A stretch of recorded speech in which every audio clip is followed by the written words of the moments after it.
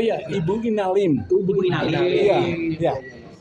Dalam forum ini, tolong Ibu, saya undang untuk hadir di pengadilan untuk menjadi saksi. Karena menarik sekali ya, Pak Subhan ini meminta atau ingin menjadikan Ibu Inalim itu menjadi seorang saksi. Padahal kita kan tahu Ibu Inalim ini lebih sering membela Gibran. Kalau dia dijadikan saksi, apakah dia nanti itu akan meringankan Gibran atau memberatkan Gibran? Wah. Pasti ini menjadi menarik. Coba kita lihat videonya. Saya minta diterapkan pasal peraturan Mahkamah Agung nomor 1 tahun 2016 bahwa prinsipal wajib hadir. Karena hari ini nggak hadir, maka mediator memutuskan untuk ditunda sampai prinsipal hadir, yaitu tergugat 1 dan tergugat 2. Itu aja. Alasan minta Mas Gibran hadir mungkin apa ya? Ini kan permasalahan di riwayat SMA ya. Apakah tidak cukup dengan penampilan ijazahnya aja atau seperti apa sih Pak? Apakah surat kuasanya nggak bisa mewakilkan? Tadi dibilang sama mediator kalau memang nggak hadir itu ada 4 alasan dalam SEMA itu. Coba nggak salah SEMA-nya nih. Jadi ada 4 alasan boleh prinsipal tidak hadir. 1, kondisi kesehatan yang tidak memungkinkan hadir dalam pertemuan mediasi berdasarkan surat keterangan dokter. Itu 1. 2, di bawah pengampuan orang tua atau yang secara hukum nggak dianggap tidak cakep lah ya. Ketiga, mempunyai tempat tinggal atau kediaman atau kedudukan di luar negeri. Itu boleh. Keempat, menjalankan tugas negara, tuntutan profesi atau pekerjaan yang lain yang tidak dapat ditinggal. Nah, harus ada itu tadi, kata mediator, kata hakim mediator ya. Nah, seperti biasa Gibran, nggak datang dia di acara mediasi agar masalah ini bisa diselesaikan dengan cara damai. Dia nggak datang, itu artinya dia mengulur waktu agar pertemuan ini dilaksanakan minggu depan. Gibran tinggal selesaiin, kasih sertifikatnya, kasih ijazahnya, selesai bos. Saya itu bagus tuh kalau berkenan menjadi saksi nanti, itu bagus. Dan saya undang dalam forum ini juga sekali, ada orang yang mengaku ahli pendidikan internasional, namanya kalau nggak salah bukan Ibu siapa? Ian Lim kalau nggak salah ya, yang podcast itu. Oh iya. Nah itu kan kelihatan profesional banget itu. Saya undang untuk bicara sebagai saksi di pengadilan ini.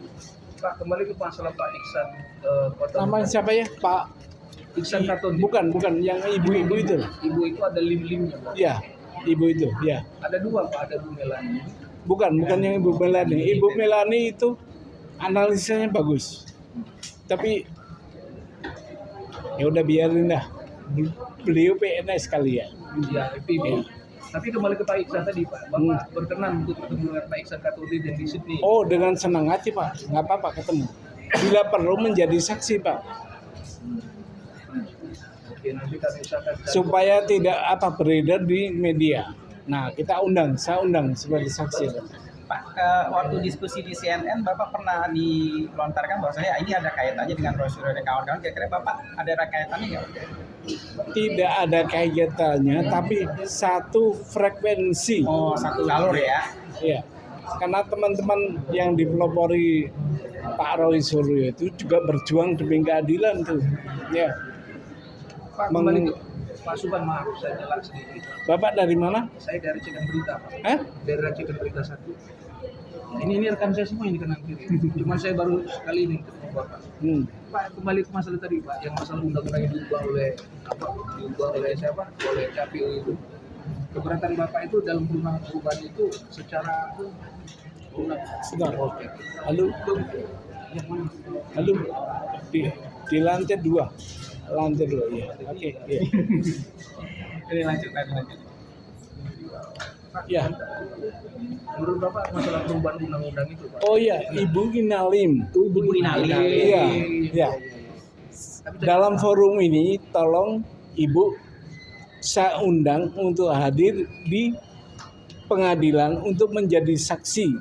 Karena Ibu kelihatan profesional banget untuk menjelaskan bagaimana riwayat pendidikan luar negeri. Gitu ya. Tolong sampaikan ya dalam forum ini ya. Oke. Saya tanya Pak kasih Pak Supran. Oke. Dan anehnya lagi, Pak Subhan ini nggak mau kalau Melani menjadi saksi di persidangan.